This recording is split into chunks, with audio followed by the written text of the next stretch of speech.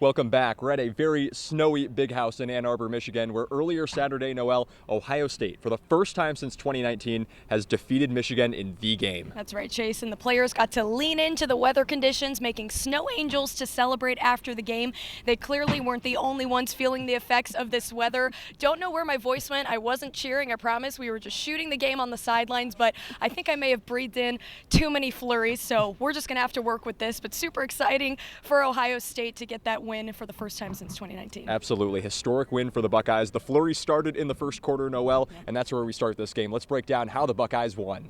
Ohio State and Michigan meeting for the 121st time. Ryan Day hoping to finally get a win over the Wolverines for the first time since 2019.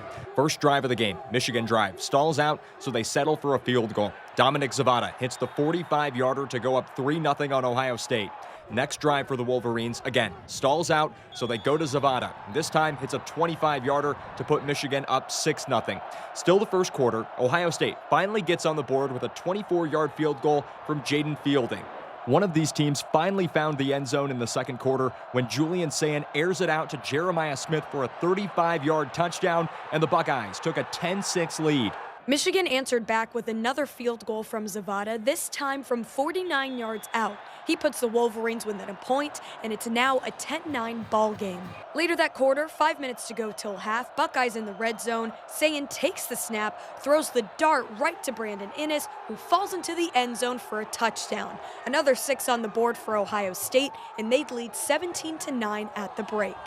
Finally, third quarter, the snow really kicking up a notch. Sayin taking the snap, feeling the pressure, but not for long as he launches the 50-yard pass to Carnell Tate, who catches in motion and makes the short run in for a touchdown. That gets Buckeye Nation on their feet, and Ohio State would hold on to the lead till the very end as the Buckeyes go on to win it by a final of 27-9. Ryan Day and Ohio State defeat Michigan for the first time since 2019. Just happy for our guys, just to see the smiles on their faces and see the sense of accomplishment.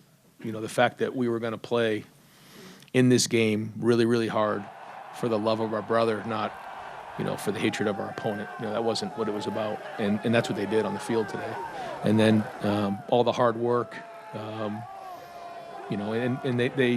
they have phones and they read things and hear things, and so they know how important this is, and this is the number one goal of our program. So to get this one checked, and now gives us an opportunity to get to number 2, and that's in Indianapolis next week, and they were already fired up about that in the locker room. Yeah, I remember I was in the fourth quarter. I was talking to Peyton Pierce on the bench, and I'm like, man, playing in the game right now.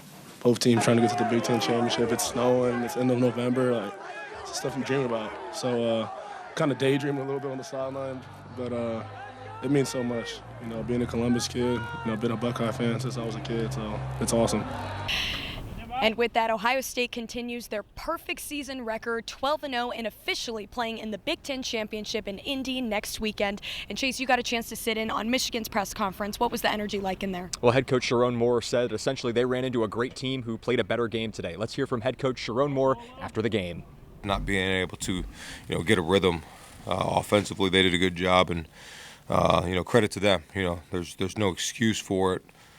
We got to be much better, and they outplayed us today, so got a lot to work on.